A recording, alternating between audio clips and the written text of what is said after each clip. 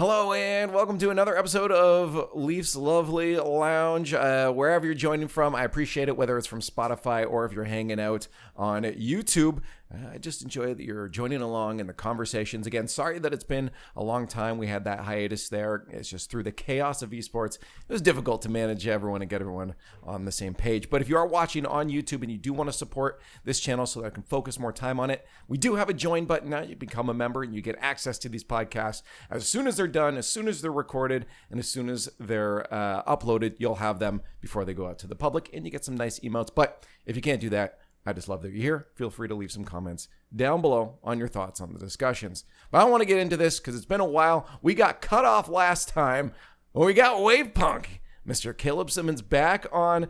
Last time we were talking about some StarCraft you were about to get into, and your internet just went kaput. We were talking about StarCraft? Yeah, I think you had a Twitch Rivals thing that you had to do. Did I? Man. Yeah. Maybe I was talking about the very first Twitch Rivals or something like that. There was a story around StarCraft there, but we didn't. That's funny. I had forgotten that what we were talking about. I got so caught up on the wait. What the tech broke and the train of thought just got thrown out the window. It was just out the window. I mean, to be fair, I went back and looked. Well, what was it that he got cut off on? And it was some StarCraft just before that. But things have happened since then, and that is no longer a relevant discussion. First off, I gotta say, buddy, Esports Host of the Year, baby. I just want to say that's so fucking sick, dude. It was. It still doesn't feel. I don't. It's not that it doesn't feel earned. It sort of doesn't feel real. It was genuinely one of the most dream. Like, it's up there with the first day. Golden Boy texted me or sent me his phone number via Twitter DM and said, "Call me." And then I stepped out from my office, and the phone's ringing, and like the Golden Boy's about to be on the other end of this, and like this is I'm just a community caster who's got dreams of making it big, but has never even spoken to anybody who is anybody actually in esports. And Golden Boy is someone I've looked up to my whole life. I remember sitting there thinking, like, if he were to answer the phone and be like, "You're a terrible caster, you're a shit person, you should get out of esports and never come back," I'd be like, "You still just made my day." It's still great. It's still the most interesting thing that's happened to me, like, ever. It's like winning that award, or like hearing them call my name that I had won, and then like the running onto the stage and like trying to like pull the speech that I had like loosely practiced the night before back to the front of my mind and be like, "All right, we rehearsed this like one time, go." Was it anywhere close? I definitely. I was really glad I had practiced it. I will say that I was very like I had a roadmap to go through, and I had imagined for years what I would say if I won. Of course, yeah.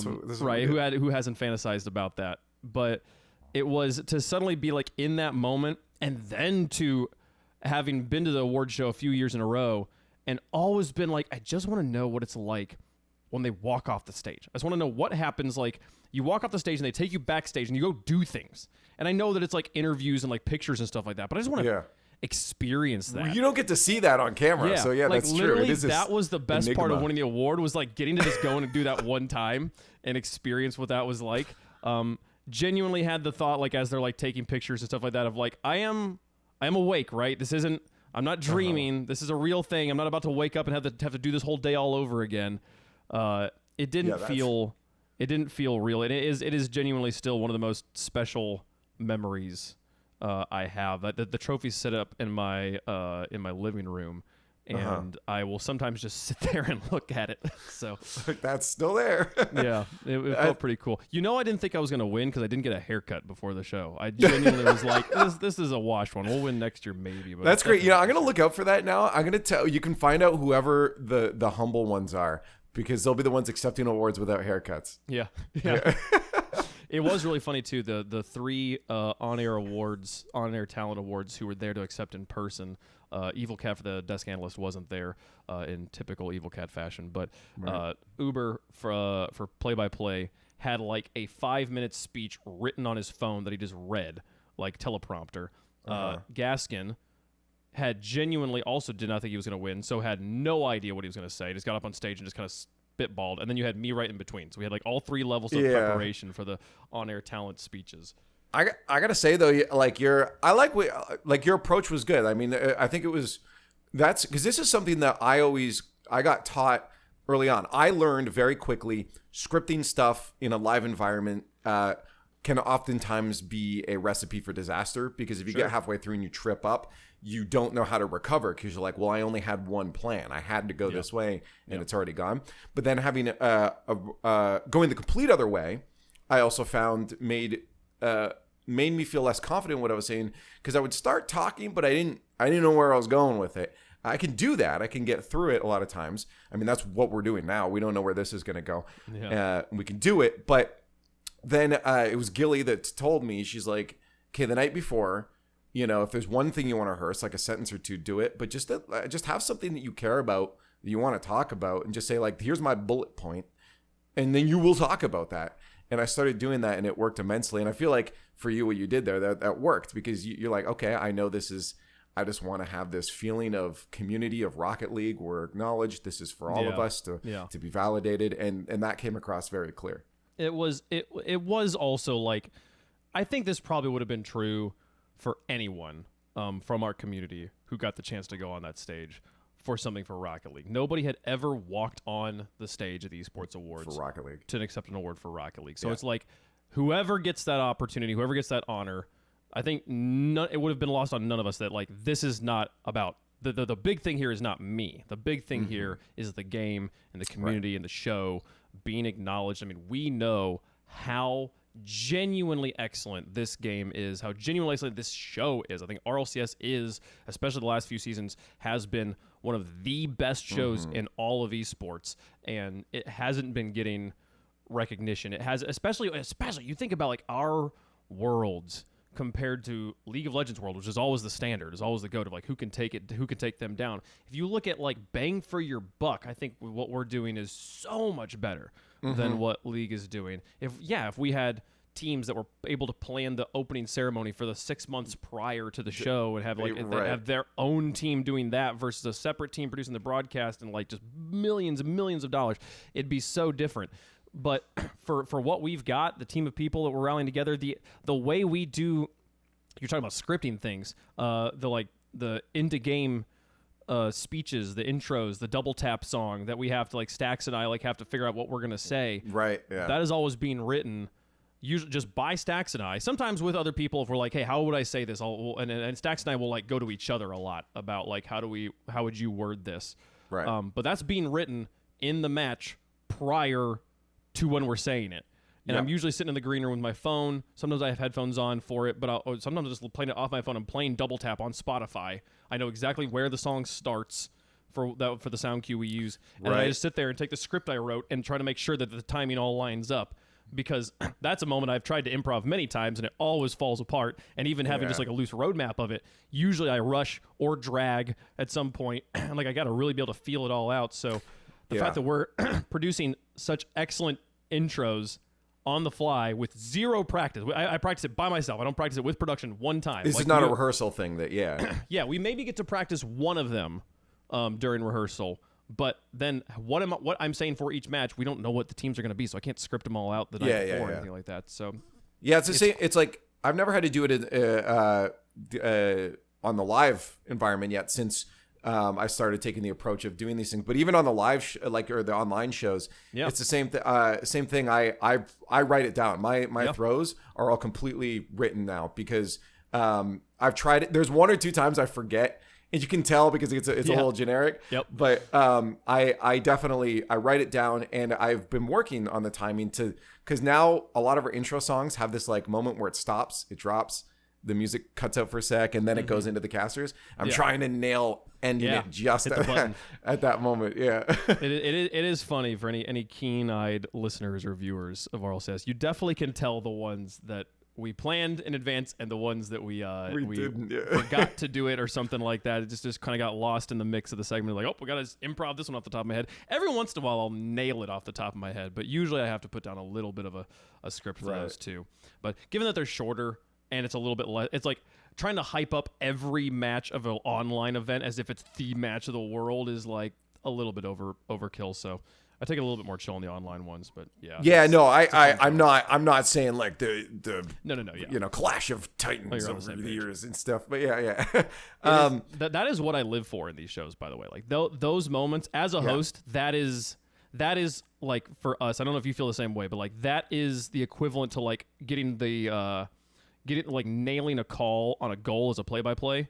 Like for the host, it's hitting the button on like a toss. It's having a perfectly worded sentence where like we'll see you on the other side of the break. Wipe straight to break. It feels so good. That's because the one thing that I find is just so easy to mess up our throws. I mean, literally every single one of us has had the most awkward transition out of something into a throw or something, and or we don't know where to end, so it just kind of keeps going. Yeah, that's the worst one. Is like you feel like you have to fill the space. And so you put a period on like 2 seconds before you're supposed to, and then you try to cram something into those 2 seconds. And it's fine. The space will be fine. Especially we don't even hear the audio's got our backs. Like they'll just pull the music up and it feels completely fine. But right, exactly. Yeah, we don't notice that, So yeah. So but really, the two things that are really important to me is being able to make sure, okay, definitively, here's the end cap. What's the story? What do we get to experience on the other side of the break? What are we experiencing right now? And also sponsor reads. That is when I know sponsor reads, because I think to this day I've messed up one sponsor read, and it was just because I missed a Verizon fan vote call out. But beyond that, for 8 years now, I've across TV show, whatever I've been on, I've missed one sponsor read. So to me, that's my like goal. Yeah, because that makes sure I don't get fired.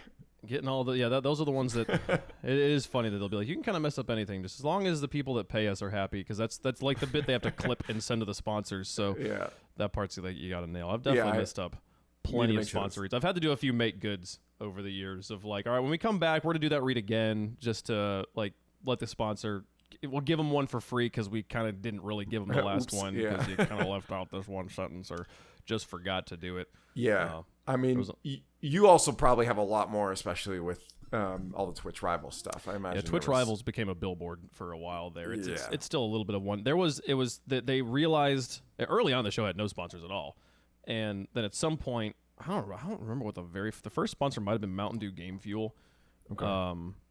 And we would just do this little read right before going to break every time. Just anytime we were going to break, we'd be like, "Yep, well, don't forget, folks, Twitch Rivals is sponsored by Mountain Dew Game Fuel with a like resealable lid and no slip grip. You can be fueled up all the time." You got that one memorized, didn't you? I thought I remember seing you just crush that one every time. That one, it's weird that I can't. If I heard the beginning of it again, I think I'd probably it would pull up some recessed memory that would just be able to rattle the whole thing off again. But yeah, that one, because that one was like for years, for like 3 years, I'd say it 20 times a week, Right. But they had that ad, and then they added like the Army was a sponsor for a while. Then they added Doritos, and eventually at one point they just kind of kept recycling the same process of being like, we'll just have you say the ad right before we go to break. And so there was legitimately at the end of this era, there was 5 to 6 reads before break every time. It was just a wall of ads. And then we would be like, gameplay, read, break.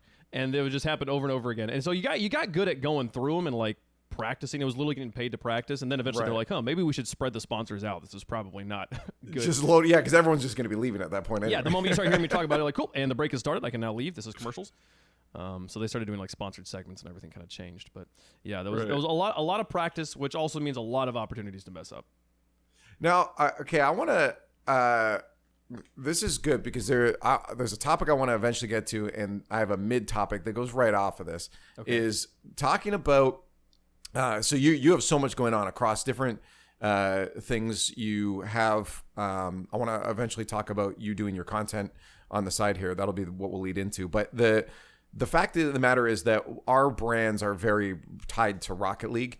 Sure. There's when host of the year for Rocket League. Well, I guess your Twitch Rivals stuff in there too, but that started to seep into your brand as the Twitch Rivals stuff.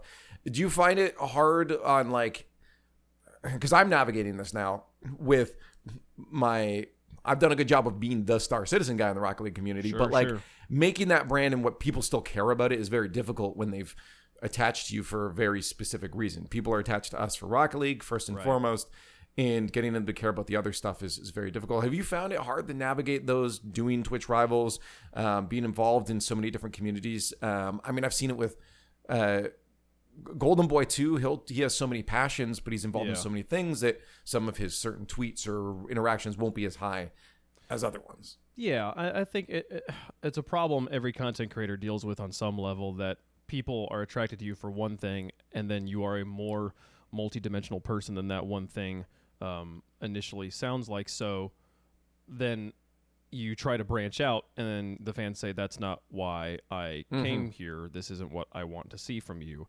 And that's, I've done that on the viewer end of things. There's been plenty of times when someone's like, oh, I'm switching my content to now cooking content. I'd be like, love that for you. I'm unfollowing, as I don't care. And like, I kind of only cared about you because of the one thing I followed you for the first time. And it's rare to me that you can find somebody who I really would enjoy watching do anything.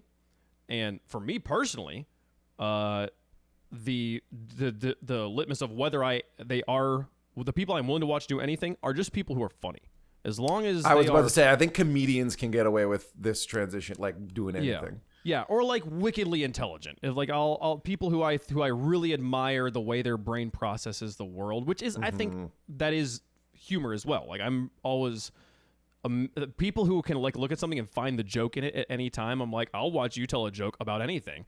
Right. And it is sad to me to have to come to terms with the fact that I'm not funny enough for people to follow me to anything. And it's very tough because it's like I'd say like there's most of our group, I think we're actually probably above average in terms of having a comedic value. Sure. But we're not all the way up there. Yeah, like we're definitely top 50%, but like we're top gold, bottom plat. We're not we're not diamond or champ when it comes to being funny. Like I will watch Ludwig do anything. Because of the way he finds, the way he makes anything into content, the way I think Ludwig genuinely is trying to be the best gamer in the world, and he to some degree believes he's really good, which makes his attempts at gaming very genuine and authentic, and you can see the success when he does succeed, and when he loses, he somehow always has a way to make it super funny. He always knows exactly the right thing. Not exactly the right thing to say, but a lot of times he's like really nails the humor of it. And it makes me so excited. I can't decide whether I'm rooting for him to win or to lose.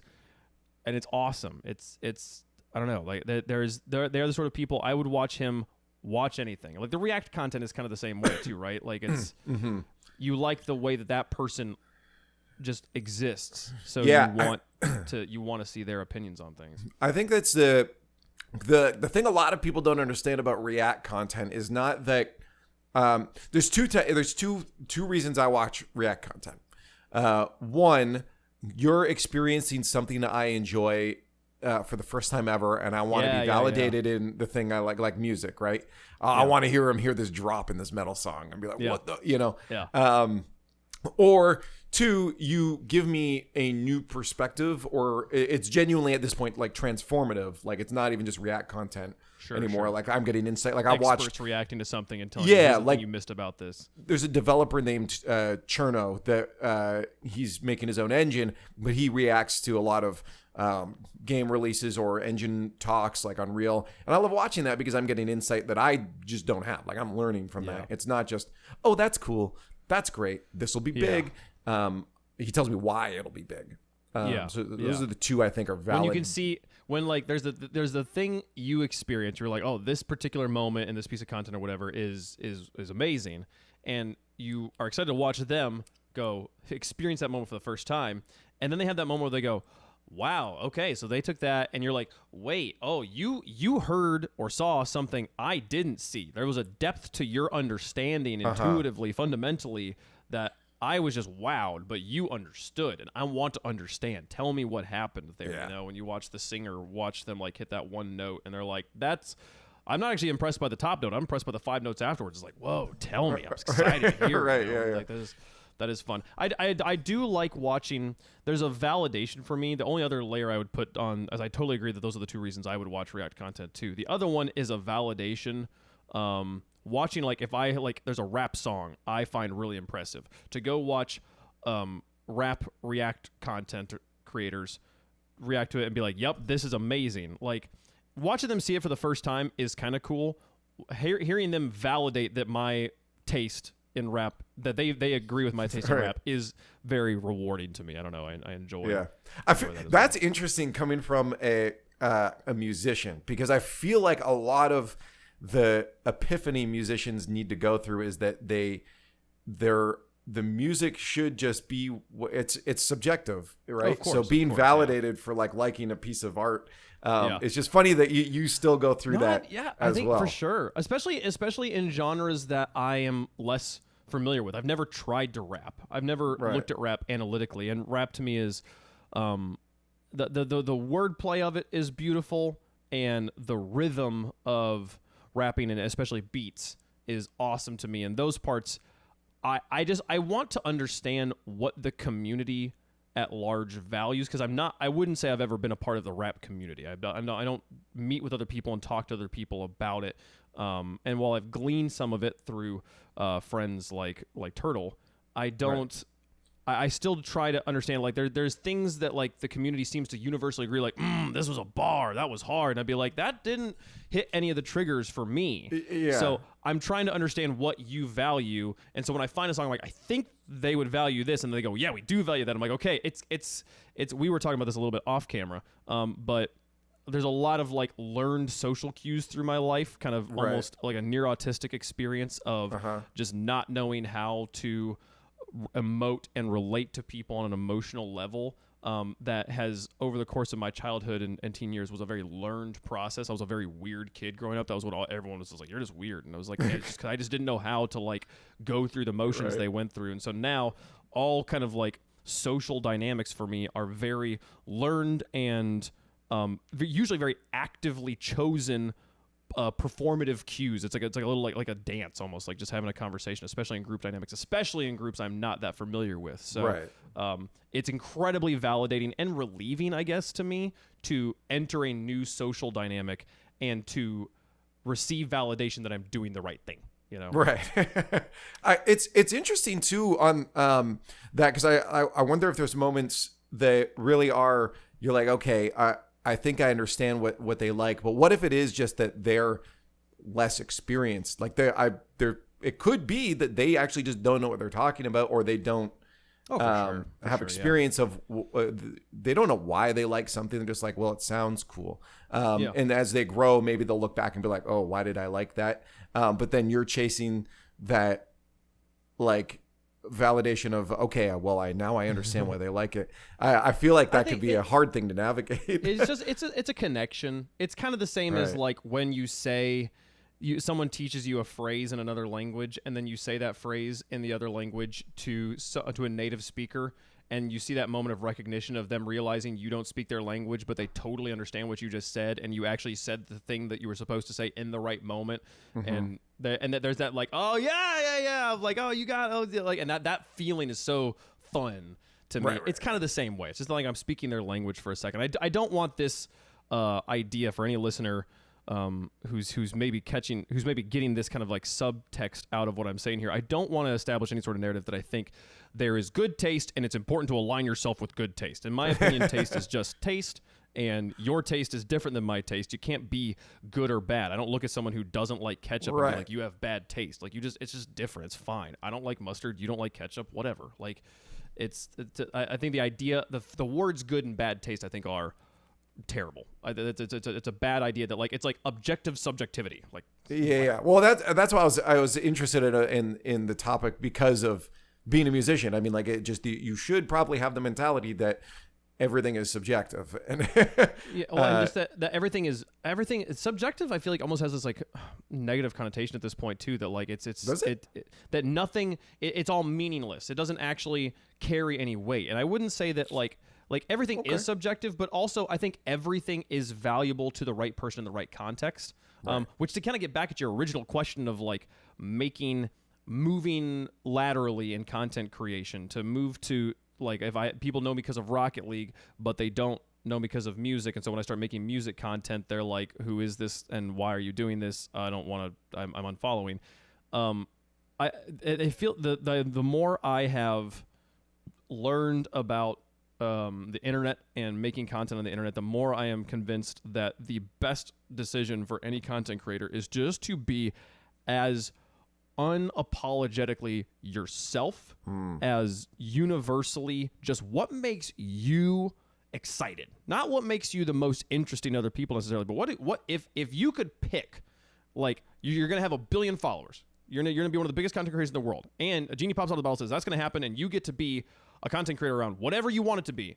What would you do? I think all of us would blend all of our favorite things. I'd be a music, art, cars, video games, and science fiction lore content creator. All those things mixed into, like, my channel at the same time, right? And the problem is that we all look at that and we're like, no, there's not 1 billion people that like that specific combination. So I can't do that. So I got to pick just one. I'm going to do just cars, because they'll be able to, like, make people up to 1 billion there, right? But the thing is if you just, because the internet is so global, if you just choose to be all the things you like to be simultaneously in the type of content you're making, the audience you will attract are the people that are specifically into all of those things. And your niche, while it will obviously be smaller than 1 billion followers, you won't be the biggest content creator in the world. You will have a very intensely loyal following of people that are like, this guy gets me. I like this person. You'll enjoy interacting with your followers more. You'll enjoy the content you get to make and enjoy the way that your community receives that content so much better. And there is something to be said about, like, there is a size to content creation where it's unsustainable. If you are so niche that, if I put on top of all that I like also Irish dancing, and it's all Irish dance content, given all the context I just give you, like cars, sci-fi shit, there's going to be people that are like, I'm into this, but it's like maybe 1,000 people at the top, right? And that's like, I'm not going to make any money off of that. I can't. So I have to have a full-time job. Then it's just a hobby, right? So if you're trying to make this your job, there is something to be said about casting with a broad net, picking up on topics and areas that multiple communities like. But I don't know, combining the interest you specifically like and not being embarrassed or afraid to just go for those things, I think is the way to having the most sustainable, most enjoyable, least burnout prone social media career. Yeah. It's definitely a difficult thing to stress over too, because the way we make money is through the algorithm, and those like, you're min-maxing how you're approaching the most audience. So there is always an element of, I'm not creating 100% the thing I want to create here. Because when I do that, all of a sudden my viewership drops or my click-through rate drops. There are rules that you end up having to play by. So burnout becomes hard, especially because, like, I want to make, so for myself, for instance, to give you an example, I now have 4 YouTube channels that I cannot pay attention to everything, which is why I have to prioritize based off of what I want and what the attention is getting. So right now it's the Star Citizen stuff. That is my most attractive stuff, which is why I mentioned at the beginning, if people want, I can focus on the podcast a bit more. For me, this is just a good way, I said before, to catch up with my peers and friends and just talk about whatever we want to talk about. But if I want this to be something I focus on more, there has to be some sort of incentive. And right now in my financial situation, that would be monetary. And that's why I'm like, hey, if you want to join and help me focus on this, join as a member, go for it. But there is prioritization. Even though I want to do all of these things, it's easy to burn out. I don't know if I had a point to that. I just wanted to attach to what you're saying. It is a constant dilemma of, like, trying to be as authentically yourself while also making enough money to pay the bills. It is a push and pull, And it's funny when you'll hear the content creators. I think every Rocket League streamer that's ever had any sort of success, but who was a more polygonal person than just Rocket League, has had that moment where they go, oh, I want to stream something other than Rocket League.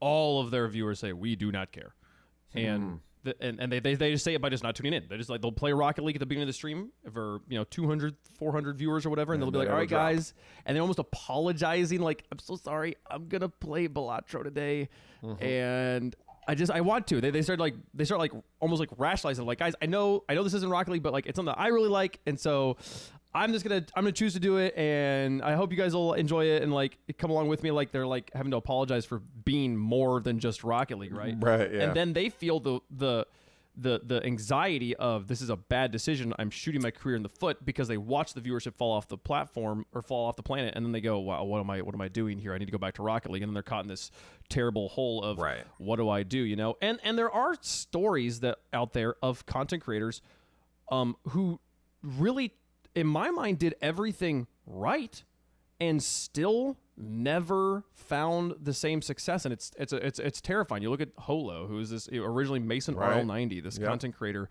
who was big in the beginning of Rocket League. He did some really great tutorial content. He had really strong streams. He was one of the biggest streamers in Rocket League, and he decided, you know what, this game doesn't have enough depth for me. I really want to go play PUBG. It was right as PUBG popped up. And he switched over to PUBG, and he went from 100 plus viewers per stream to less than 10 on average per stream. Which, okay, you switch games, you're going to have to rebuild your community. That makes sense. That's fine. And he stuck with PUBG all the way through, and then through Fortnite becoming the big thing. And even to when Fortnite was starting to fall off, he was still on PUBG, which you would think, okay, PUBG, biggest game in the world. He's a small fish in a big pond. Okay, then Fortnite comes up. PUBG pond shrinks dramatically. Where are those people who really like PUBG going to go? They're going to go to the streamers that have actually stuck in the category. Like you would expect him at that point to start to at least grow somewhat in PUBG.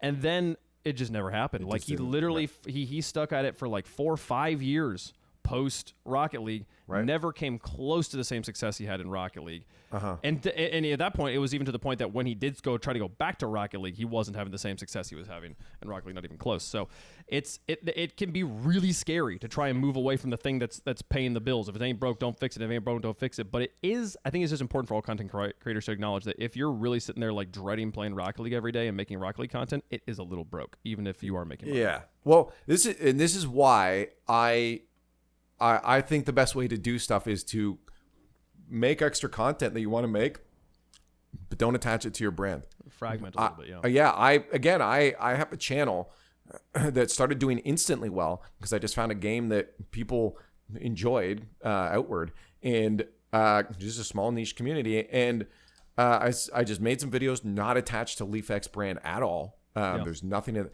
I mean, my face is on there on an emote, but like it's got stuff on it. You can't tell. And so it's just, but now I got this freedom, this relief of like, I can just make whatever I want right now. Like there's no, I can try a new, I did it with the idea of like, I want to try new stuff here, a new way to do my intros, a new graphic here, a new thumbnail style here. And I'm like, I just want to try stuff. And that was nice because there was that freedom. I could just do whatever. So I really recommend if people want to do that stuff to not attach it to your brand, because you really do get a clean slate. Like you don't have the potential of Rocket League people coming through, seeing this, be like, oh, I know Lief, but like, I don't really care about this game. And now your CTR drops because they're not clicking on it. And I think having, you don't have to necessarily, if you don't want to, completely fragment. You don't have to like come up with a new gamer tag or a new like name or go off your real name for whatever. You can like my music channel is called Wavepunk Music. It's just like for the people who do want to carry over, it's there. And then like, so hopefully the brands can kind of cross-pollinate. And honestly, I like the Wavepunk name. I like the Wavepunk logo. I like the idea of having a whole bunch of channels with like slightly different color palettes around all the different things I want to make. But it's really nice to have like a place where I've always felt a little bit guilty if I want to be super nerdy about music that the Rocket League fans just don't care. I now have a place where I can do that. I've actually seen this on TikTok. I've also seen this on Spotify. This is starting to become a more common thing of artists and content creators having literally just a spam account where they're like, this is the account I use to make all the content that doesn't naturally fit in with the rest of my content. Right. But I want to make, and I don't want to not make it because it doesn't fit. So I just make it here. And if you really like me, you'll enjoy me making anything. Here's a place for that. And I've seen a few music artists even that have like Spotify artist names that are completely separate from their other brand. They just upload other stuff on there like, this isn't quite done, but it's kind of good. And people have always been like, yo, please upload it. And so they upload it there. And then every once in a while, those songs really blow up. And then like that almost becomes their main gig. So I mean, I see that on YouTube as well. Like there's I forget what their main channel is, but it's a group of creators, and they have a secondary channel where any of them are allowed to upload to whatever they want. And it's a dumpster that they throw things on, and their core audience does go there. Some of their videos on there do even better than their main channel stuff. So there's something very that the spam accounts stuff like that is so it has this really cool ethos around it where like you as a viewer feel like you're getting behind the scenes a little bit. You're getting a little bit more intimate. You're part of the in crowd. You're not just someone who just checks out the main videos or sees those when they pop on the feed, but you actually know these people a little bit better. It's a little bit parasocial as well, but it's special. It feels like you got into the speakeasy YouTube channel. Right, yeah. You know? And like there's something that like makes that content like intrinsically more interesting, you know, even if it is just significantly more scuffed. Speaking of very interesting content, let's talk about your music. How is it? Because you had a project. I hope it's interesting. Well, you had so you had a goal. You said, yes. You said, I'm making this channel. Doesn't matter what, I'm sticking to this. I'm making myself a routine. And fill me in. How from your perspective, how have things been going for you? It's been going really well. Today will be day 48. I haven't recorded today's video, but we have gotten through 47. At the time of us recording this right now, it's 47 videos or 47 sessions, one per day, all at least 15 minutes long, of doing something to very actively work on getting better at producing and making music. There's a few things as I've really started to dive into what the weak points I have in producing and trying to like strengthen, like understand the things that I haven't understood as well. I've really realized that like, oh, you know, I've realized my strength is music, like music theory, the why notes and rhythms line up with each other. That part is all really well understood by me, and I'm very strong in that area. But when it comes to frequencies and stereo space and putting things in and having like sounds interact with each other sonically, physically in the air, having speakers move in ways that they don't interfere with each other and that actually helps each other, very, very amateur in that area. So despite years of working at it, I was like, why do I always I like blast through this part of the creation process when it comes to making a new track. I'll have this flurry, this like flow state at the very beginning of a track where I'm just putting down tons of ideas and it sounds great. And then it comes to the end and I get so bogged down in trying to make it sound right to where I can feel like I can press bounce or export and put it out for people to listen to. And it's because the beginning part is all the music knowledge of like, well, what chords are we gonna have going to what things? What notes are we gonna have going to what things? And that part I'm great at, and that part I love. It's the how to make the bass and kick not be completely covered up by this weird stabby synth that in my mind shouldn't affect each other, but clearly is affecting each other. And I don't know how any of this works. And then you go to YouTube and they're all like, hey, here's a quick silver bullet on how to fix that. I'm like, I don't want to know how. I mean, I do want to know how. I want to know why. I want to understand what's going on, especially because I took your little, fix your mix in 30 seconds tips, and it didn't work. So tell me the actual pieces, and I'll figure out which ones to apply myself. But I am very proud of myself that I have gotten this far in without missing a day. Right. And the fact that it kind of dawned on me last night that like, oh, we're basically like this week we will hit 50 days, which is like a seventh of the way there to the full way. So that's pretty cool. I mean, you know what's fun about those too is being able to put together a like a year-long retrospective as well when you get to that, where you can clip together those moments into an actual complete package. I've seen people do that learning violin, where they'll have their full days or things they've learned on the day, but here's the day 1, day 2, day 3, day 4 progress kind of thing. No, it's cool to think about that because originally I started the channel and the day 1 we were starting on a track I had already been working on, so it was already like 70% of the way done for the very beginning of the channel, which I think was not a bad idea to have like the very first videos be like, here's a pretty decent summary of like how good I am at making music. We're not just starting from like, you're not just hearing me go do do do do do like on day number 1. Like here's an almost done track. I thought it was a good way to start, but you don't get it from beginning to end, where like the track I'm on right now, we've been working on, I think, since like day 20 or something. So we're like 20 through 50, like 30 days now of working on this track. And I've seen a few other channels that upload similar types of content where they're just like working on their own stuff, mainly car channels. I watch a lot of automotive YouTubers who just like, today we're back in the garage trying to make this engine swap work in this Ferrari or something. And they will oftentimes at the end of the projects make one YouTube video of like building a car in 30 minutes or something. And it's like, it summarizes 4 years of their life into 30 minutes. And I was like, that'd be an interesting idea to try and go back and summarize all these. I think it'd be cool because in my opinion, I think the fact that you're documenting a lot of this right now, some of it might not be stuff that's important to you later on. You'll look a year down and be like, that day was kind of stupid, or this day, we learned nothing. But you can still, the fact you're documenting it is the chance that something, that brilliant moment, have you like, oh my God, I just figured this out. Could happen on camera, could happen, be recorded, is really cool to have. There was one video, I'll plug my own channel here for a second. We're plugging your whole channel for 10 minutes here. Yeah, go to twitch.tv go to youtube.com/@wavepunkmusic, or just type in Wavepunk Music, it'll pop up. Day 34, all the video titles, maybe I need to work on this. All my videos are titled "Producing Every Day for a Year -Day whatever." But then in the thumbnail, I try to put something that's like a little eye-catchy, like here's kind of what actually happened that day. And that video's thumbnail says "Achieving Flow State," and it was this really cool moment where I had an idea and it just kind of kept going, video like moment to moment, thought to thought, and I felt really, really. It was really cool to capture these moments where like I finished writing something and then I just sat there and I edited through this, but I sat there for like 7 minutes after I'd got done writing it and just listened to it for the whole time. Yeah, here's the channel.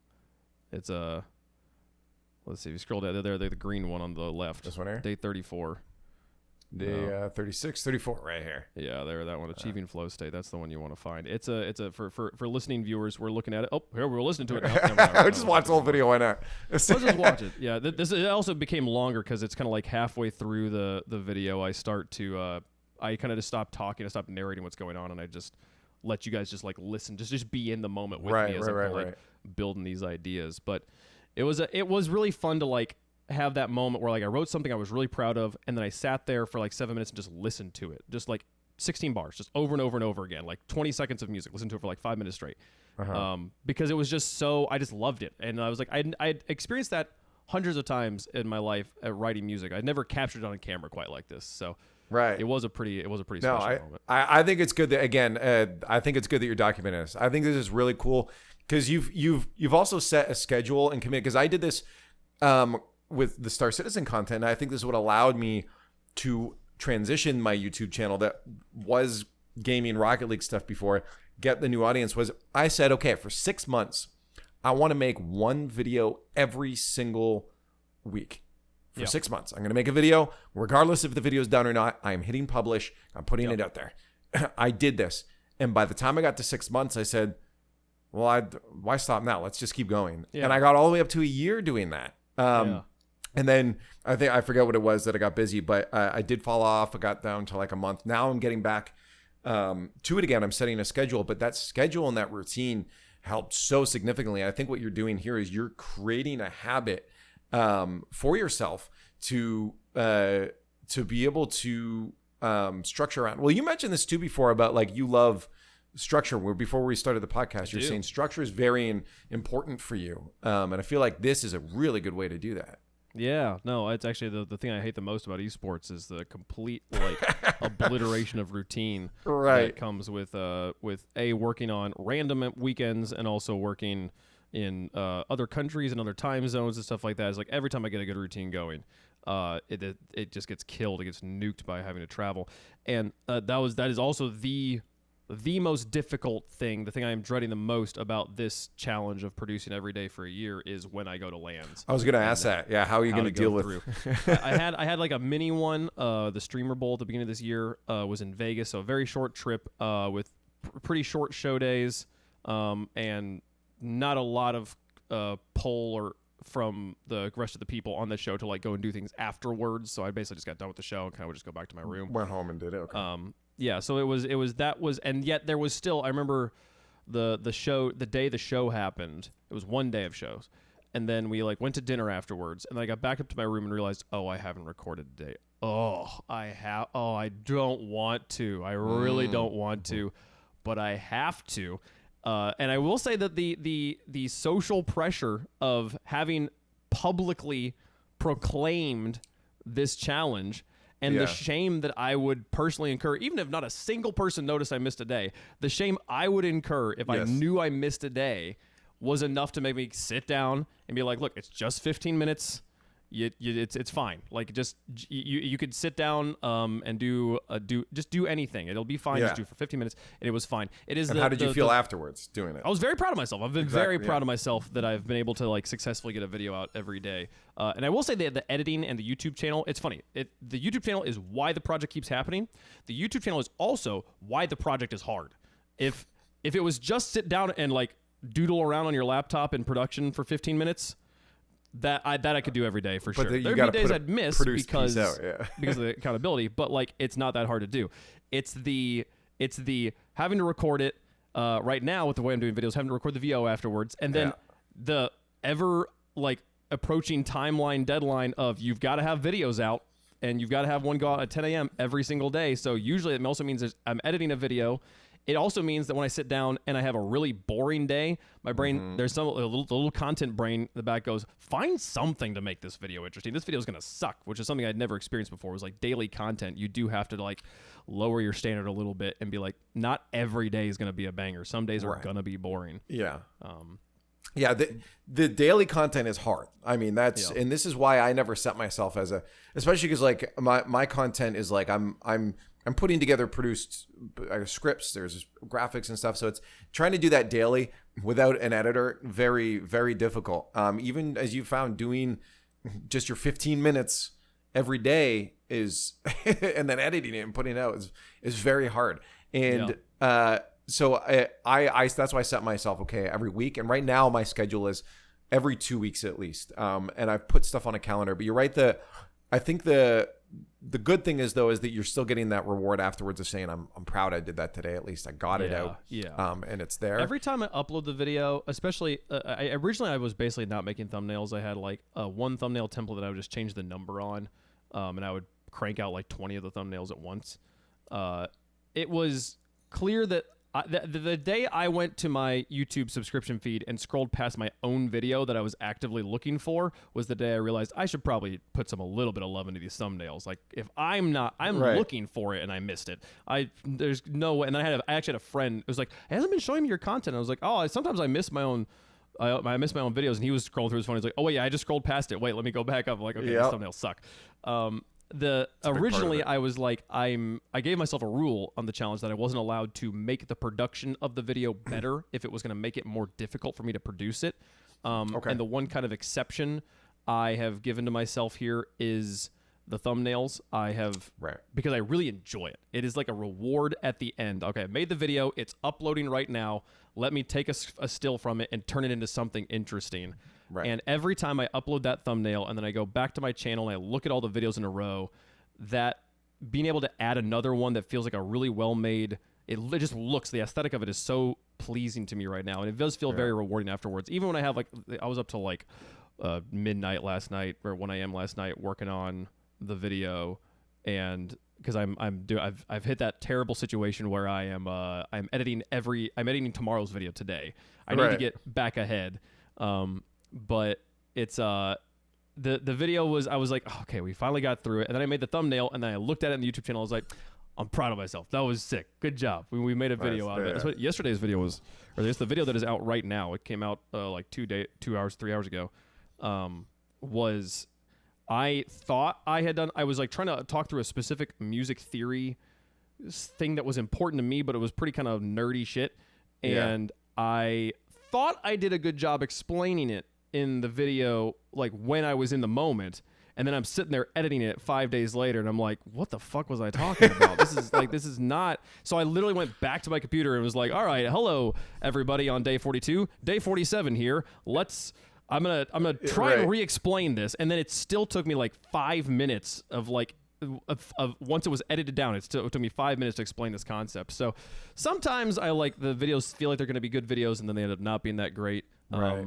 But that's the learning process. I mean, like, even the fact that you're even looking at, these daily things, you've come back and said, I can explain that better, is, in my opinion, a very valuable thing that's just happened for you, because you've now you're going to be thinking next time you want to explain something, do I have the right words right now to explain this? Like, you're going to think about that structure a little in the moment. And it's just, that also leads into what you do as a commentator, as a host. Like, all those skills are transferable. So I think it does definitely help. It also has made me, like, I was watching MKBHD's channel Autofocus, where he does car reviews on an iPhone, and it's basically all just one contiguous shot. He maybe edits a few times, but like most of it, he's just talking. He's good at that, though. He's really good at it. I mean, you can tell he's had many years of practice and perfection. And it was funny watching that as somebody who does, as people who speak professionally for a living, live, where we don't have the opportunity to go back on things. Watching him in a recording setting where he does have that thought in the back of his mind of like, I can edit this if I didn't say that quite right. Watching him just nail it, just straight through every time, saying this is what I've got this idea, and I'm going to articulate it very well the first time. It's pretty impressive. I actually learned a bit from him a few months ago. I was actually doing this specifically because one of my biggest crutch things is saying or a lot when I don't have a thought ready. I have learned what my looks like in the wavetable in Premiere. So you can go and cut it. I don't even have to listen to it. Just cut it out. Pull it out. That's so funny. That's brilliant. I do edit off of waveforms quite often, to be honest. What I've done is when I have those moments, I've been really practicing, and it's been nice with the college casting because I'm getting a lot of experience casting stuff and casting that I don't know as well, which leads to more of those what do I say next moments where the can come out. Sure. And I've gotten really good at cutting that out, and I realized that's what I believe Marquez is doing is he's just simply not saying or and it leads to more deliberate decisions in his what he's saying. And so I started watching him a bit and saying, okay, what is he saying here? It definitely is like stream of thought a couple times. Like, he'll have his bullet points, but it is stream of thought, but he's not saying or and I think that's what makes him feel confident. Well, his ability to maintain, I don't know if he's like on his phone somehow is like dual screening the camera and like a notes app or something like that, but his ability to remember. There are prompter apps that do that. Yeah, but he is definitely holding an iPhone. So like it's how he's recording on the iPhone while also. Yeah, there's a prompter app you can get that floats over top. I don't know if that's what he's doing, but it could be something like that. I'm amazed at how well he's able to remember. I want to hit this, then this, then this, then this, then this, and he's just. I think it's because it helps that he cares about the thing. It does. It definitely does. And like I will say that like the moment from today's video where I'm going back and like re-explaining this super nerdy thing that I think honestly 99% of viewers are going to be like, I don't even hear what you're talking about. You spent 5 minutes breaking down why this chord is more important than this chord and why we should not use this and use this one instead. It's because I just love this shit. And I think that the people who also love music theory in that way are going to enjoy that I took the time to break that down, so there's the passion itself goes through it, because there's, I forget his name now, but there's a YouTuber that will just break down. He sits at his piano, he'll break down why this Disney song is better than you think, kind of stuff. What is his name? Cornwell? I can't remember, but I know this guy. Yeah, either way, I watch him and I don't know what he's talking about half the time because it's very music theory and I don't have that expertise. But the passion, and when he's like, oh my God, did you hear that? That to me, I'm like, no, I didn't, but you're excited, so I'm excited. I think that's important. So even I think you'll be surprised at how many people will enjoy those nerdy talks even when they don't understand it, as long as you seem to care about it. Charles Cornell. That's the guy. Is this the guy? I'm sorry, Charles Cornell. I'm pretty sure. Yeah, yes, this guy. Yeah, that's the guy. Yeah. And so but again, half the time I don't know what he's talking about, but I love listening to him. See, this funny story about creators like Charles Cornell. He's not the only one like this. Adam Neely's up there, Andrew Huang as well. There's some other like. You did about tell me he has no idea what he's doing. No. He knows what he's doing. He absolutely knows what he's doing.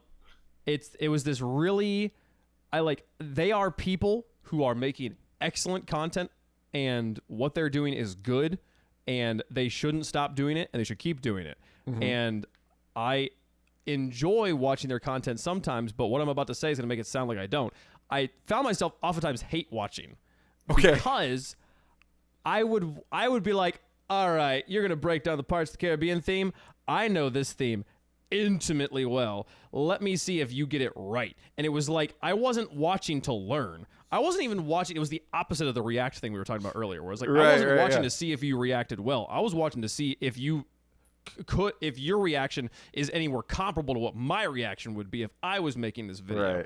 And it was it's kind of a validation reaction, right? Because if they say it right, you're like, look, I do know what I'm talking about, and wow, cool, they do. Well, too. The funny was like, I wasn't like, I know what I'm talking about when it comes to the music theory of stuff. And so when I'm watching someone else break it down the music theory, it was this lose-lose situation where either I'd watch them take something that I knew really well and do a bad job explaining it, or I'd watch them do a great job explaining it, and I'd be pissed that I can't make a better video later because they already did it. And that was the reason I would always be like, Caleb, you're such a terrible position to take while watching these YouTubers, because the main thing was that I was jealous they were making the content I could make and wasn't. I was like mad at them for doing it when I was just sitting on my butt at home not doing it, you know? So that is the one thing I am really glad to have this channel for, is I now have a place when I get an idea. Oh, I want to make this content about you, this piece of music or something like that. Great, here it is. Go do it. You know, and I've got a workflow in place to make it happen. No, that's good. And I think it's gonna sound silly to just reference the biggest YouTuber in the world, but Mr. Beast, there's a couple pieces of advice that he has that I genuinely believe, because I have been through some of the processes he's done after I've heard him say it, and like, oh my God, he actually was right. Was one of the big ones is I think you got to make 100 videos before you even know what you're doing. And for even then, you're still nowhere close to your peak, but you have to get through those 100 videos first. Everything you're doing right now is you're going to get your 100th video, look back and be like, every video I made before this sucks. Yeah. And you're going to get to the point where you're making content like Charles Cornell just through adding one little thing over and over. You might get to the point where like, I did 365 days, or I've done my challenge. I want to I have these skills now. Let me piece together a good big product like that on this one song. No, the hope is too that I don't want this channel. The channel's called Wavepunk Music, not like Wavepunk Music Daily or something like that. The channel isn't specifically themed around the challenge, though that is all I am making content around right now. I do hope to use it to just upload other things that aren't the one video a day kind of content. And it's funny. Even today, you're talking about adding one little thing. The video today, I built a scene where I have my MIDI keyboard like up so you can see. Oh, so you can see it. Yeah. Because I literally just took like the MIDI keyboard that is present in Logic in the note view and just rotated it 90 degrees. So you just these little dots show up that show what I'm playing. But like it looks like Charles Cornell's like videos where he's like showing how he the chords and stuff like that. And I was like, it's funny. It's very scuffed, but tiny little iterations, you know, and we're only 50 days in, so I keep on giving myself that not excuse, but like I think actually a really healthy reminder that like you have to make 365 of these. Right. Actually, I guess I said 1 year of producing without realizing it was a leap year, so maybe I'll do 366. I'm not sure. I didn't start on January 1st though. But like every video, I'm like, this isn't that great. It's like, no, it's okay. Like, you know what to do differently next time. Yep. Crank it out. What's funny, I don't know if you've experienced this. Every time I come back to making YouTube, because I've probably made over 100 YouTube videos at this point across Rocket League and music. But every time I like take a break and then I come back, the first video is always infinitely longer than it needs to be. I do such a bad job like remembering, no, just cut this out. This is boring, you know?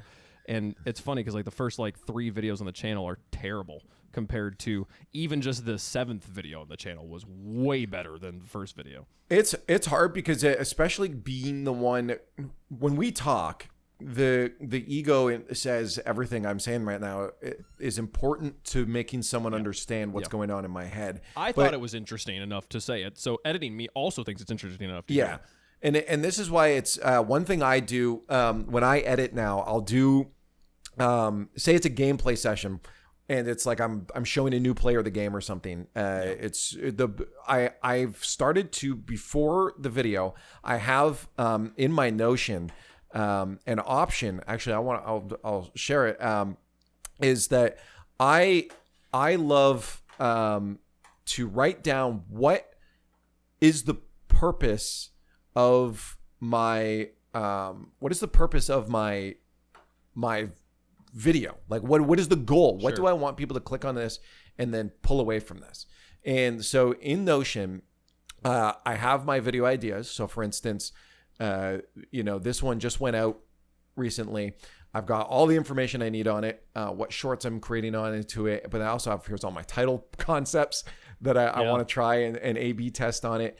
But I also have a drop down, who's my ideal viewer for this? I didn't finish the why they should watch this one on this one, but I write down funny. I write down they want humor out of this. Okay, that guides then my initial edit. That guides the first cut. And then when I go through and I say, okay, this segment here, act 1, what is the goal? And is there any point where we're getting too tangential? And then if I cut out this section, where does this clip end and this next one over here begin? Can the viewer still infer what happened there? Yes. Then I don't need that whole 30 seconds in between. And I do 3 passes of the cut where the goal is, I say every time I go through this, I have to cut something out. I promise myself I'll cut something out, and I get to a point where it gets very tight. It is weird how often, like when either writing an essay or writing like a script or editing something I did say, how often I'll be like, how do I make this sentence work? And I'll sit there for 10 minutes before realizing the answer is just delete it. Right, yeah. It actually all makes it's all so much better if I just don't try to put this like weird nuanced commentary in the middle of this spot. Or at least put it like at the end. Does it help you accomplish the point you're trying to make? It's like, well, no, that's a tangent. So no, remembering that viewers don't know what they missed ever. Like they're never going to be like, oh, but you cut out that great sentence. They're never going to know. They won't know. It's fine. There was somebody one time a friend who's a producer said that you got to be good at killing your babies.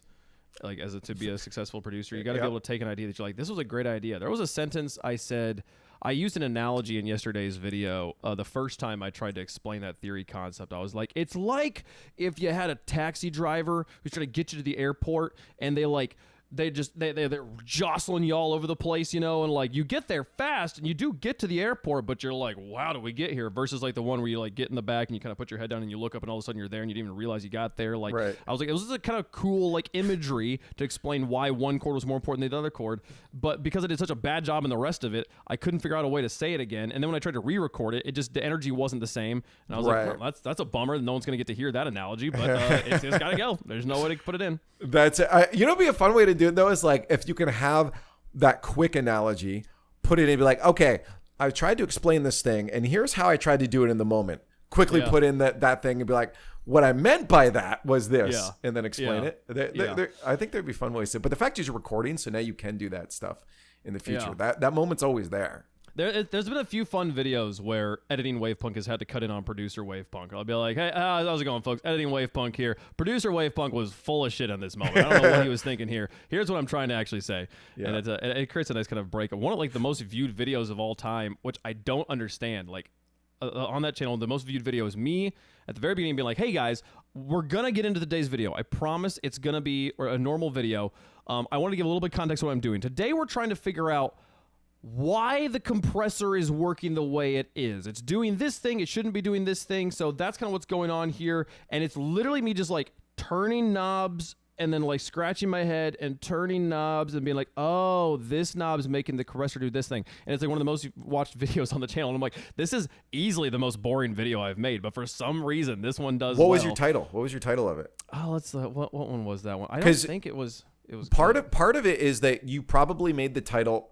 And the fact that you had an intro immediately validating the fact that what they clicked on was going to be what they clicked on, that probably really helped retention. Let's see. I have to just go back. Here's the funny part. It was, I think it was one of my videos where I just have the old thumbnail up. Let's see. Yeah, day 14 is this one, right? Yeah. It's day 14. I'm wearing the same hoodie as I'm wearing right now. The thumbnail is just 1 year of music, day 014. It looks exactly like every thumbnail on either side of it. And the title is Producing Every Day for a Year - Day 14. Okay, well, I don't know then. It has 70 views, which was like, a week into the channel. That's pretty good. And yet, for some reason, I am recording the beginning of that. I do those sort of like little vlog bits. It's really a weird cognitive kind of like dissonant moment where I record any like interspersal footage here on this camera with this microphone. And I'm like, how's it going, folks? Where I do all the other recording on that laptop, where I'm recording on the webcam built into the laptop and the microphone built into the laptop. Oh, okay. It's like, because it's just so much easier to not have to think about like putting a microphone in my face, or like making the lighting right or whatever. I'm just like, no, just record. It works. I'm here. Yeah, just hitting record is important. Yeah, exactly. So it's all just better. But it is kind of funny that the video that starts with me being like, "Hi guys, how you doing?" is like it does better. So maybe I should record a little intro on here. I don't know. Well, quality will definitely help because it proves to people that when they click like, oh, this person, they've put effort into it. If you look this good and sound this good, you've put effort into it. Even if the rest of the video is shit, shit quality, you've set the bar of like, they know what they're talking about. Yeah, exactly. So, especially when it comes to like music, I don't know, having like your audio sound really good, right? Yeah, convinces people. Oh, this guy probably knows what he's doing. It is. I am excited. I did my first video for day 46, so it comes out in 4 days from the time I was recording this, and it'll probably be out by the time this podcast is up. Day 46 is the first day I did something completely different, where I just sat at this computer, and instead of working on the project or watching tutorials and then summarizing what I was learning from the tutorials or trying to follow along with the tutorial, I just sat and pulled up Spotify, pulled up a specific song. Fun fact, I pulled up Double Tap by Quantum from that we use in Rock League all the time. And I just tried to like learn as much as I could from it from a producer's point of view by listening. Right. A very important part of any art you get into is consuming that art critically, not just like I listen to music every day, all the day. I've got Lo-Fi Girl pulled up right now. Music's going in my ear, but I'm just absorbing it and just letting myself enjoy it. And oftentimes when I do listen to music critically, I am always listening to it from a music theory perspective of why do they make the musical decisions they made. I'm almost never listening to how do they have the drums panned in this mix. So it was a really good exercise for me to sit with the song and try to like learn what I could by just sitting there and going like, all right, where does he put that? Well, how is this spread? And listen to the way that different instruments and frequencies bang against each other. So, fun fact. I actually went to school with Jonathan Winters, Going Quantum. That's him. Wait, you know him? Yeah, he went to my school here in Kitchener, and halfway through it, I remember we were in computer programming. Halfway through a course, I was just talking to him one time, and he's like, I'm probably leaving the course. I'm going to Toronto to start DJing and stuff. And I'm like, oh, that's cool. And so he showed me all his stuff Going Quantum. At that point, he wasn't making his own music. He was just making mixes, like hour-long mixes of other artists' music. Sure. And I remember his first song that I think he ever made. I believe it was the one where it was GLaDOS, the turret going, hello. Yeah. And I remember that. I'm like, oh, this is a good song. And he went on to found Monster Cat.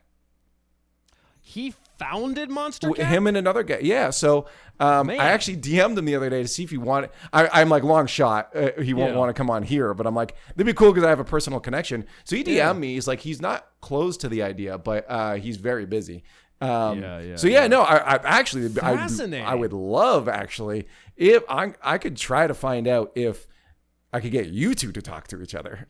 That would be fun. I mean, maybe you could send him the video when it comes out. Be like, hey, this guy's trying to learn as much as he can from your music. I followed him when we were like a few months into using Double Tap on shows, and I was like, I had no idea who he was. I had no idea that he was. I just learned so much just from you saying all that just now. Yeah. And I just assumed he was just a producer that happened to have his music on Monster Cat. So in my brain, I was like, does he know how like crazy important his music has become to Rocket League Esports? He does. Like, is he aware of the light sequences we put to his song? Because if I was a producer and someone was doing that with my music and I didn't know, I would want to know so badly. So I followed him hoping he would follow me back so I could like just tell him that. But the fact that you actually know him, I'm now curious. I assume he knows how important his music is to Rocket League. Yes, does he know how he's important very it is to RLCS? You know? He oftentimes tunes in. Okay. Yeah, that's sick. That's so cool. Yeah, I don't know.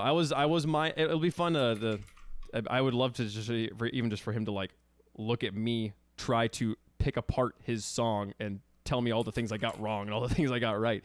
Because there was definitely some bits where I was just like, I have no idea how you do this. That is so cool. The more like I grew an appreciation for the song listening to it analytically and trying to understand it. But it also does create a nice video type to get back to talking about content.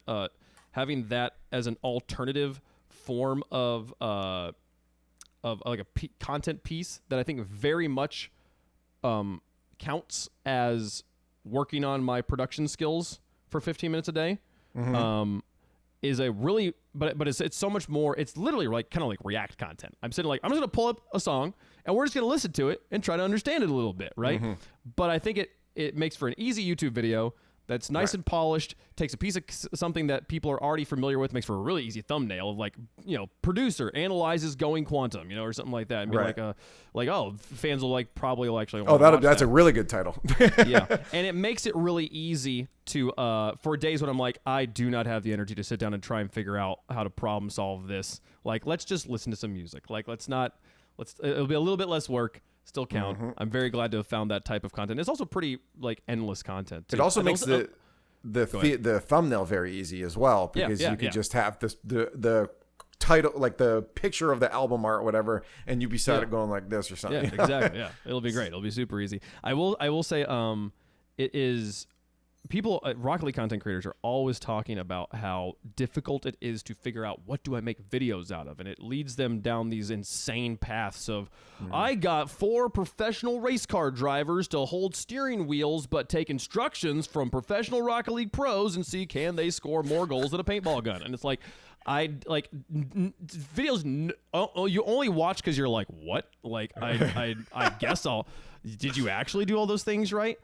Which you brought up Mr. Beast earlier. I feel like with his content is the peak of that. It's like, I'm not watching this because I care. I'm watching this because I'm like, did you actually launch 4 Teslas into Mars? Like that's the point of his content. He always actually did, right? So he's never clickbaiting. And so then I see it, I'm like, oh, I used to do that. That's kind of crazy, right? And the only reason he can do that is because of money, right? Right. But that type of content to me is not. It's good for clicks. It's not actually interesting, right? And it is nice to be making a type of content that does not require any sort of hook, any sort of like unique, like weird angle. That's strictly like one-off entertainment. That's like it is a piece of art that you go back and look at, and it's not educational.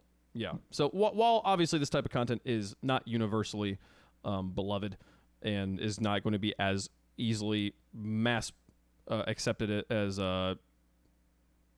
Beast type content, it is nice to not have the problem of like, what do I make today's video about? It's like the video's already gonna make itself. I'm just gonna turn the computer on. I want to see what happens. So no, that's good. No, I was curious. I was just glad to hear that you're still keeping with it. Again, from your perspective, how it was going, It's good, and from my perspective, it looks like you're still learning a lot, and I'm excited to see you keep doing this. It's fun because again, I made the channel specifically for me to learn about production, and the channel was just there as like a form of accountability, and also hopefully some people would enjoy it.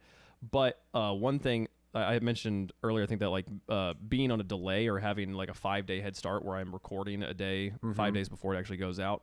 Has been a really great decision for a lot of reasons, but one I didn't foresee was that I'm trying to learn, and when I make the video, I learn the thing by either watching the thing or like working with a tool or making music, and then 5 days later, or anywhere between 3 to 5 days later, I watch it again as I'm editing it, and that time gap is so good for retention. Like I take in the material and then I will watch myself relearn the material. It's like I'm going to a lecture a second time, and I retain it so much better because I'm editing on a delay. And weirdly, I have fixed a number. While watching myself like struggle with a problem, I have found the solution while in the editing process, been like, oh, that was happening because I had this thing turned on and I didn't notice it when I was making the video, when I was recording the video. So like it is also helping me problem solve things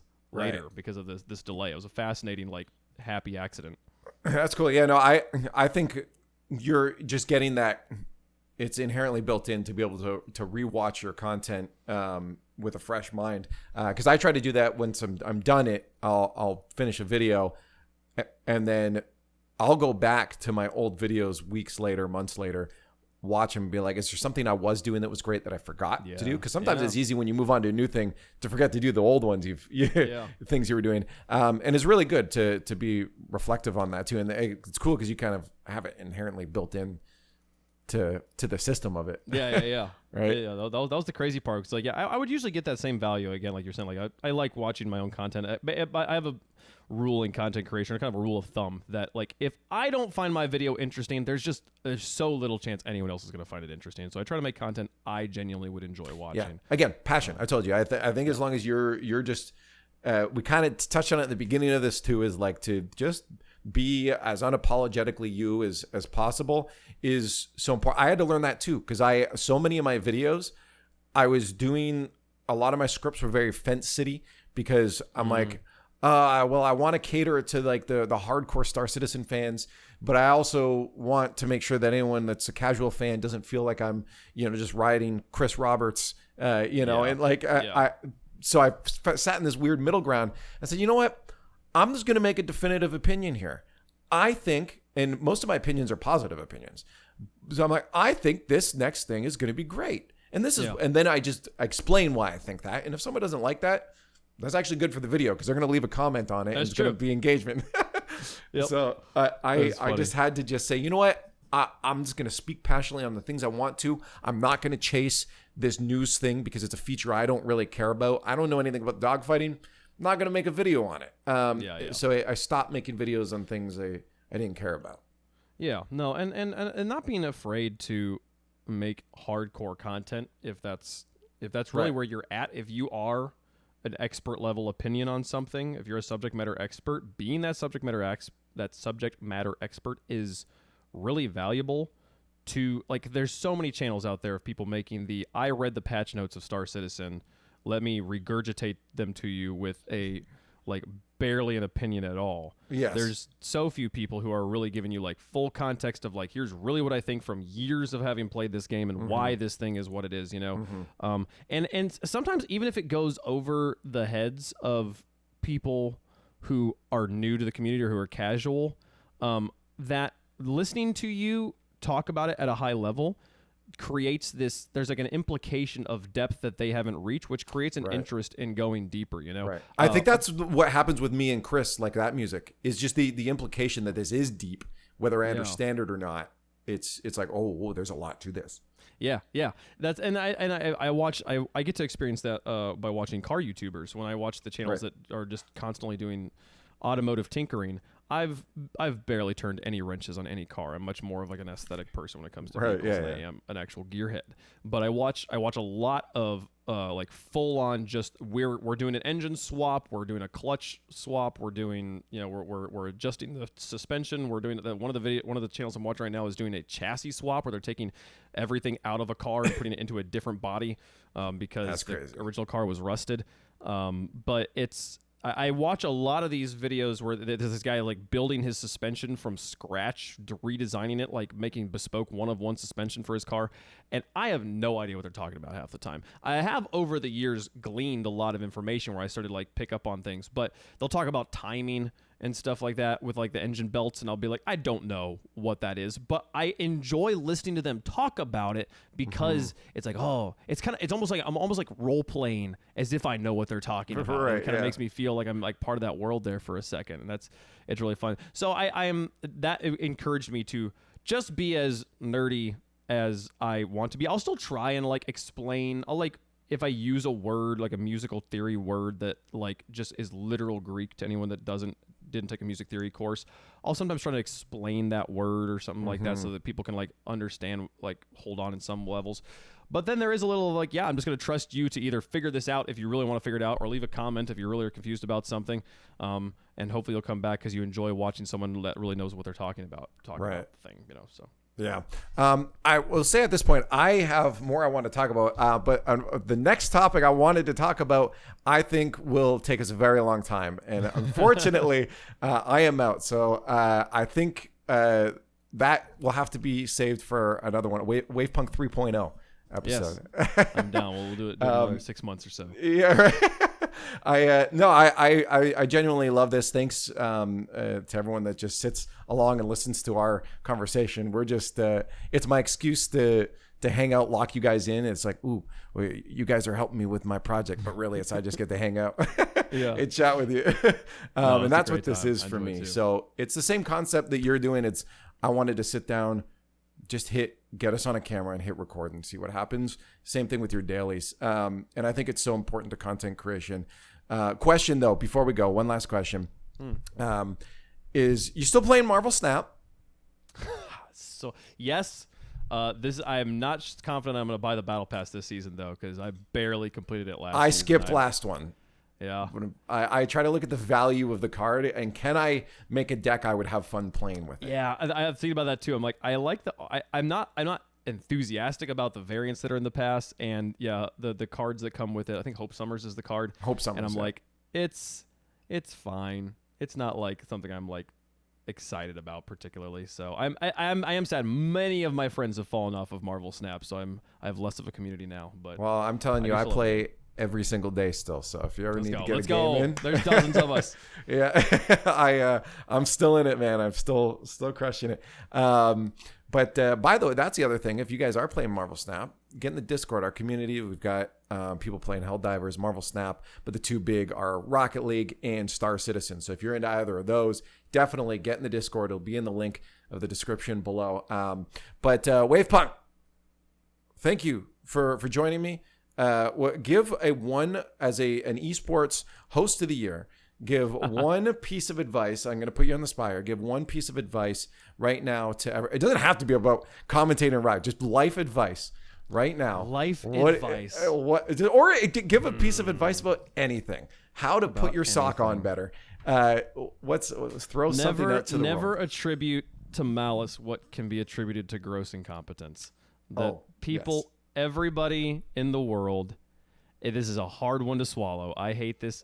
It's still something I'm trying to wrap my head around. But everyone in the world is doing what they think is the right thing, and if it seems like pretty obvious that they're doing the wrong, there's a pain somewhere in their life that has caused them to want to hurt other people, or they didn't learn empathy or something like that. But almost always the developers that are making Rocket League, the people that are making the decision about your favorite game that seems so obviously the wrong decision, they're not trying to hurt you. They're not trying to hurt the game.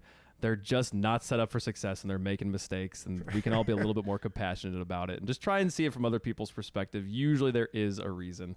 I don't know. It makes the world a little bit more livable, and also a little bit more infuriating that somehow somebody can make that decision and not just be a wicked evil person. But nobody sees themselves as the bad guy. Nobody. They all think they're doing. It is like they genuinely think of the worst person you could think of. They think they're making the right decisions, and that is a hard one to stomach, but it is true. This is why patience with people and sharing ideas is important. Don't go into a conversation with someone to tell them they're wrong.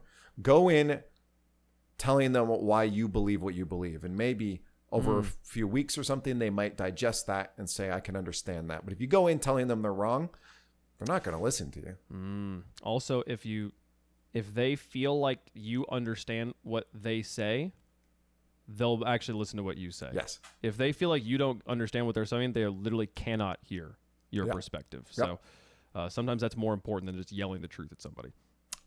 I love it. That's a great way to get out of there. Be kind, be passionate, be patient. Yes, and exactly. And again, if you guys did want to support it, you can join the channel and get access to these early. This will actually be up quite early compared to when it actually is released. So if you're a member, you saw this early. You're better than everyone else. No, everyone's great. I appreciate everyone supporting the channel. Let us know your thoughts on all of this stuff down below in the comments. And if you're on Spotify, hit the follow. Thank you for watching. We'll see you in the next episode.